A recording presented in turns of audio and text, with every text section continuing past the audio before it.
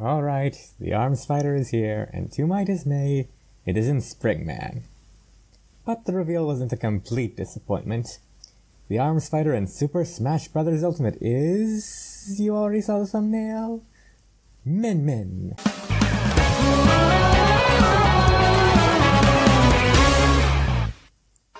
He still looks like a lot of fun, and her moveset ended up being a lot more intricate than I thought. A lot of people welcome her with, dare I say, open arms, myself included.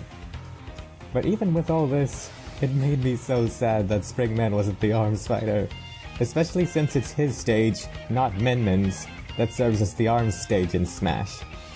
Even if it might be because he's an assist trophy, it still feels wrong for Springman not to be the first Arms character in Smash.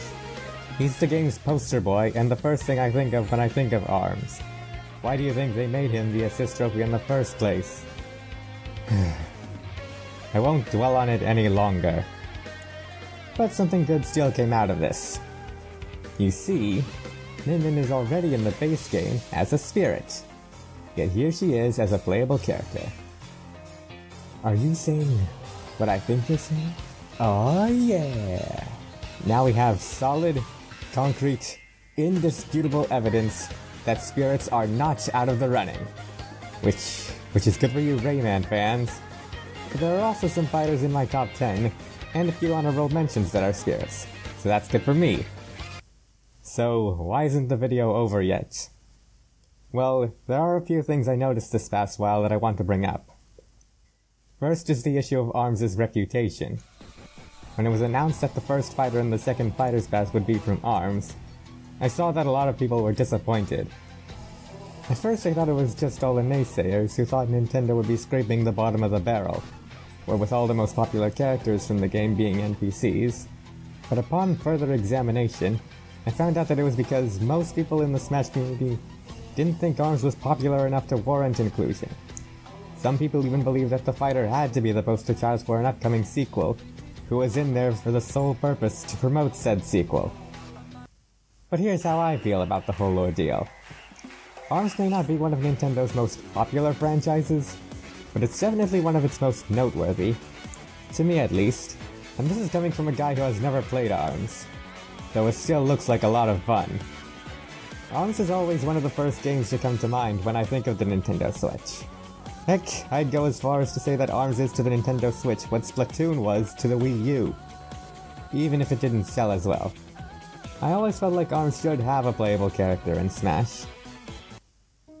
The other issue I wanted to bring up is the debate on whether or not spirits were out of the running. Back when it was a thing, I initially had neutral feelings towards it, and took it with a grain of salt. But as the DLC cycle went on, I started disliking the idea of spirits being out of the running, especially after I saw two YouTube commenters be rather objective and inconsiderate about it. I began to believe that people, not all but some, who thought that spirits were out of the running were rather unkind people, and that there were characters people were rooting for purely because they weren't spirits. But this debate also hit me personally. If NPCs were truly out of the running, that didn't leave many options for the characters I wanted getting an invite. Out of my top 10, only 4 were from unrepresented franchises, and only 3 honorable mentions met that criteria as well. 3 honorable mentions whose absence wouldn't bother me. So hearing that the most popular candidates, or worse, the most likely candidates, were characters I don't like or care about, or characters who could kill the chances of those I do, it only exacerbated things. And I can tell you from experience that this whole Smash Bros. Speculation scene, especially the idea of people not getting what they want, can really bring out the worst in people. So it was no wonder I stopped reading comments on certain videos. And as the reveal cycle continued to deliver disappointment after disappointment, it felt more and more likely that my worst fears would be the only outcome. But then Arms was announced as the next franchise to be getting a fighter in Smash, and I was overjoyed. Not only was it a franchise I felt should have a playable character in Smash, but now I knew that Smash speculation was going to change in a big way. So many doors could be reopened for so many characters. It was a glimmer of hope that I really needed after everything that happened. and even though the outcome wasn't exactly what I wanted, the reveal of Min Min was honestly a breath of fresh air. Now some of my most wanted characters had a chance again.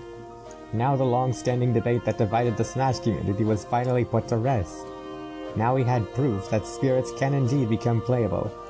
At least the ones in the base game. And though the doors aren't open as wide as I want them to be, we still don't know if assist trophies or spirits that were added during spirit events can be promoted. This is still a good start of things to come. So far, the second Fighter's Pass is doing a lot of things right in my book. The Mii costume that comes with it is not a highly requested character like last time. The first franchise in this pass is one that isn't a wild, outlandish third-party property that would set expectations unreasonably high, and the fighter from that franchise put a lot of highly requested characters back on the table. So, now that we know that spirits are officially eligible to become promoted, have any of your favorites been given a second chance? I'd like to see how the scene of speculation has shifted with Min Min's reveal. I'm sure it's going to be very, very interesting.